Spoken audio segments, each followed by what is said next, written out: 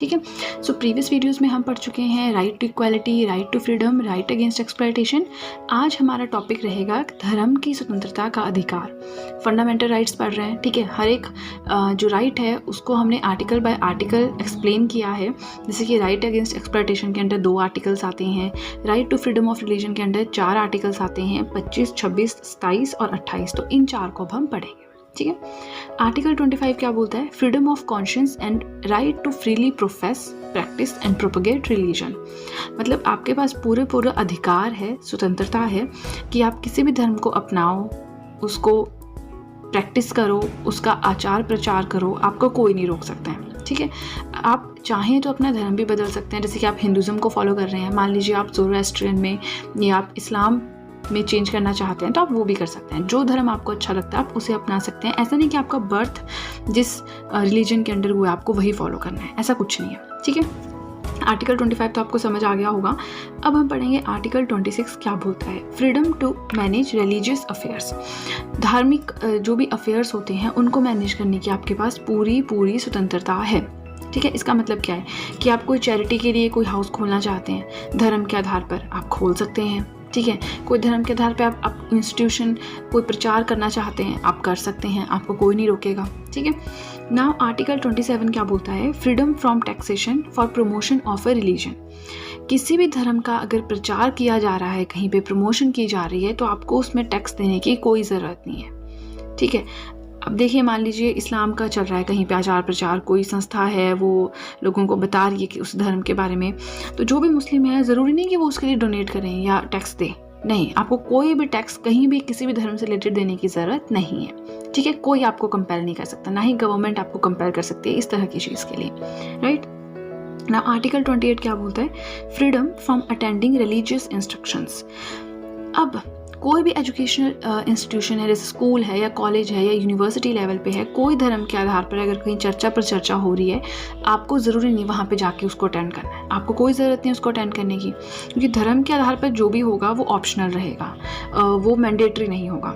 इसमें एक पॉइंट और आता है कि जैसे आप किसी भी स्टेट में हैं, जैसे कि मान लीजिए हम राजस्थान का एग्जाम्पल ले लेते हैं, ठीक है।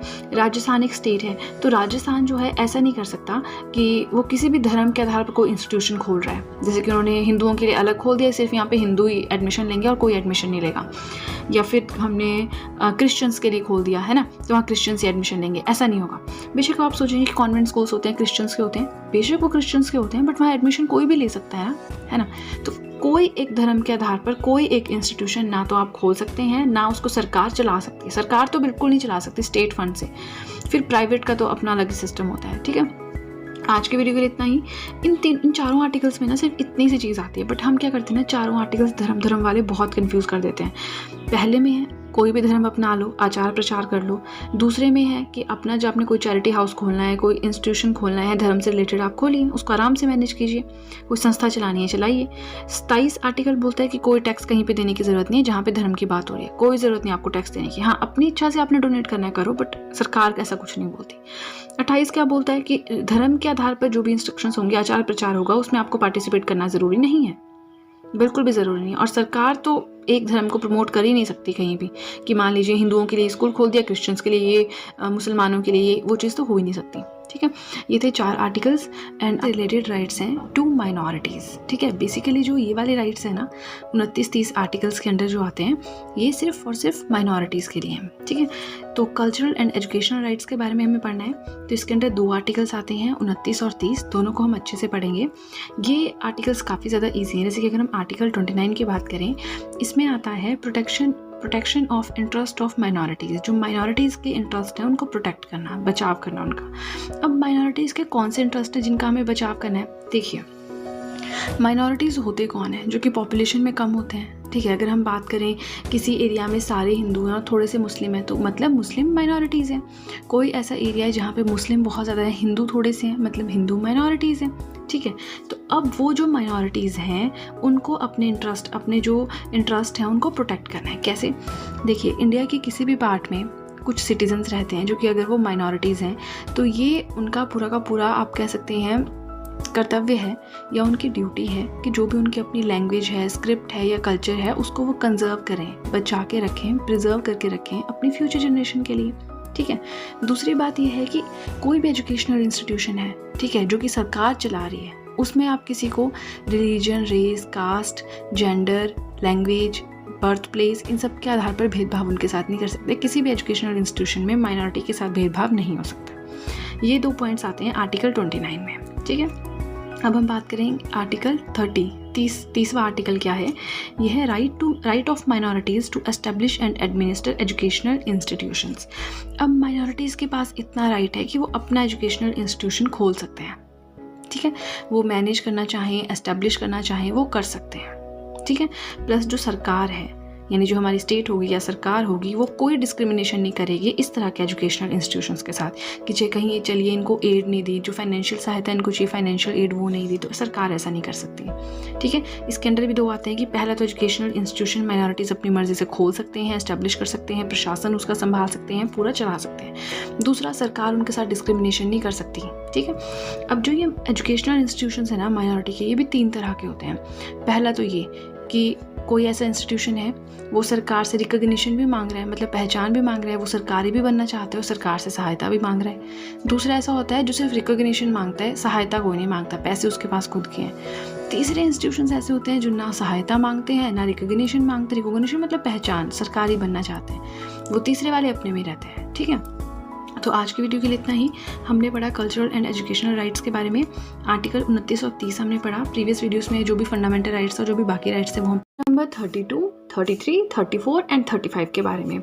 सो हम पढ़ रहे हैं फंडामेंटल राइट्स, जिसमें कि हम सारे के सारे राइट्स जैसे कि right to equality, right to freedom, right against exploitation, ये सारे जो हैं हम एक एक वीडियो में एक एक राइट को आर्टिकल बाय आर्टिकल बहुत अच्छे से पढ़ चुके हैं। तो अब हमारे पास ये लास्ट वाले आर्टिकल से आ गए हैं, तो इनके बारे में थोड़ा सा देख लेते हैं, ठीक है। आर्टिकल 32 क्या बोलता है? राइट टू कॉन्स्टिट्यूशनल रेमेडीज, यानी संविधान में कुछ सुधार करने का राइट भी हमारे पास है। हमारे पास नॉट हमारे पास मतलब जो लीगल अथॉरिटीज़ हैं उनके पास है, ठीक है। एक्सप्लेनेशन में ये आता है that the right to move to the supreme court in case of violation of fundamental rights. अगर आपको लगता है कि आपके किसी भी मानवाधिकार का खंडन हो रहा है, ठीक है, तो आप डायरेक्टली सुप्रीम कोर्ट जा सकते हो। ज़रूरी नहीं आपको पहले सबऑर्डिनेट कोर्ट में जाना पड़ेगा, डिस्ट्रिक्ट कोर्ट में जाना पड़ेगा, उसके बाद हाई कोर्ट में जाना पड़ेगा, उसके बाद ही आप सुप्रीम कोर्ट तक पहुंचोगे। आप डायरेक्ट जाके पिटीशन फाइल कर सकते हो सुप्रीम कोर्ट में, ठीक है। इसे basic feature of the constitution भी कहा जाता है, ठीक है। Plus soul and heart of the constitution भी इसे कहा गया है by B.R. Ambedkar ji. Now ये क्वेश्चन भी आता है कि बेसिक फीचर क्या है, सोल एंड हार्ट किसे कहा जाता है, कौन से आर्टिकल को कहा जाता है। उसके बाद हम 2 और आर्टिकल्स के बारे में डिस्कस करेंगे, मतलब आर्टिकल 32 एंड आर्टिकल 226, 226। अब ये दोनों आर्टिकल्स क्या बोलते हैं, देखिए जहाँ भी आर्टिकल 32 का जिक्र होगा साथ में 226 आपको वैसे ही आ जाएगा। होता क्या है, आर्टिकल 32 बोलता है कि सुप्रीम कोर्ट के पास पावर है कि वो रिट्स को इशू कर सकता है, ठीक है। 226 आर्टिकल क्या बोलता है कि हाई कोर्ट के पास पावर है कि वो रिट्स को इशू कर सकता है। अब क्वेश्चन ये आता है कि कौन से आर्टिकल के अंडर हाई कोर्ट के पास इतनी पावर है कि वो रिट्स इशू कर सके, तो वो है अंडर आर्टिकल 226, और सुप्रीम कोर्ट का आ जाए तो 32। तो आई होप आपको ये आर्टिकल 32 समझ आ गया है कि आपको लगता है आपके किसी भी मानवाधिकार का शोषण हो रहा है, ये जैसे कि राइट टू इक्वालिटी है, हमारे पास राइट ऑफ इक्वालिटी है, हमें कहीं समानता का अधिकार नहीं मिल रहा है, हमारे साथ मतलब आपने इनइक्वालिटी को फेस किया है इन केस, तो आप डायरेक्टली जो है कहाँ जा सकते हैं, सुप्रीम कोर्ट में जा सकते हैं। ये बोलता है आर्टिकल 32। ओके, अब हम पढ़ेंगे आर्टिकल नंबर 33 के बारे में कि आर्टिकल 33 क्या बोलता है। आर्टिकल 33 बोलता है कि पार्लियामेंट के पास इतनी पावर है कि to modify the application of fundamental rights, कि फंडामेंटल राइट्स को कैसे अप्लाई करना है उसमें मॉडिफिकेशन की जा सके। मतलब कंफ्यूज हो रहेंगे आप, कंफ्यूज मत होइए, मैं आपको अच्छे से समझाती हूँ। जो भी आर्म्ड फोर्सेज हैं, पुलिस फोर्सेज हैं, इंटेलिजेंस ऑर्गेनाइजेशंस हैं, इन सब पे किस तरह से फंडामेंटल राइट्स अप्लाई होंगे उसको चेंज करने की पावर पार्लियामेंट के पास है। क्योंकि अगर इन्हें राइट टू आप कहते हैं ना, ऐसे पढ़ते हैं right to equality, right to freedom, अगर इन्हें फ्रीडम का राइट मिल गया तो ये कहीं पे भी जाके जो सीक्रेट बातें हैं उन्हें लीक कर सकते हैं, ठीक है।